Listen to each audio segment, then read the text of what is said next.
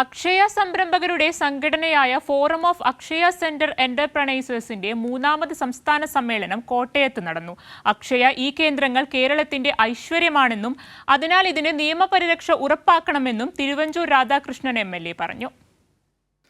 സംസ്ഥാനത്തെ അക്ഷയ സെന്റർ നടത്തിപ്പുകാരുടെ കൂട്ടായ്മയാണ് forum of Akshaya centre എന്റർപ്രൈസേഴ്സ് അഥവാ ഫേസ് എന്ന സംഘടന.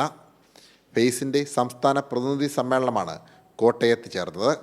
14 ജില്ലകളിൽ നിന്നുമുള്ള തിരഞ്ഞെടുക്കപ്പെട്ട പ്രതിനിധികളാണ് സമ്മേളനത്തിൽ പങ്കെടുത്തത്. കഴിഞ്ഞ 22 വർഷമായി ജനങ്ങൾക്ക് ഓൺലൈൻ സേവനങ്ങൾ നൽകി വരുന്ന അക്ഷയ കേന്ദ്രങ്ങൾ കേരളത്തിൻ്റെ ഐശ്വര്യമാണെന്ന് സമ്മേളനം ഉദ്ഘാടനം ചെയ്ത തിരുവഞ്ചൂർ രാധാകൃഷ്ണൻ MLA പറഞ്ഞു. അതിനാൽ ഇതിൻ്റെ നടത്തിപ്പുകാർക്ക് നിയമപരിരക്ഷ ഉറപ്പാക്കണമെന്നും അദ്ദേഹം വ്യക്തമാക്കി.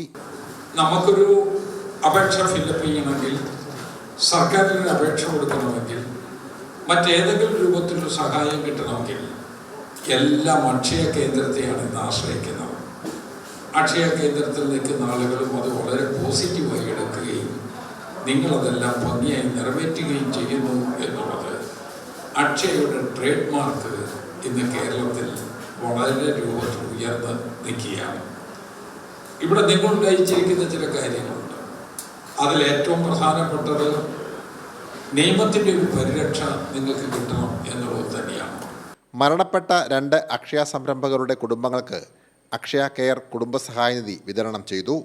സംസ്ഥാന പ്രസിഡന്റ് സ്റ്റീഫൻ ജോൺ അധ്യക്ഷത വഹിച്ച യോഗത്തിൽ സംസ്ഥാന സെക്രട്ടറി സദാനന്ദൻ AP പ്രവർത്തന റിപ്പോർട്ടും ട്രഷറർ നിശാന്ത് CY സാമ്പത്തിക റിപ്പോർട്ടും അവതരിപ്പിച്ചു. കൈരളി ന്യൂസ്, കോട്ടയം.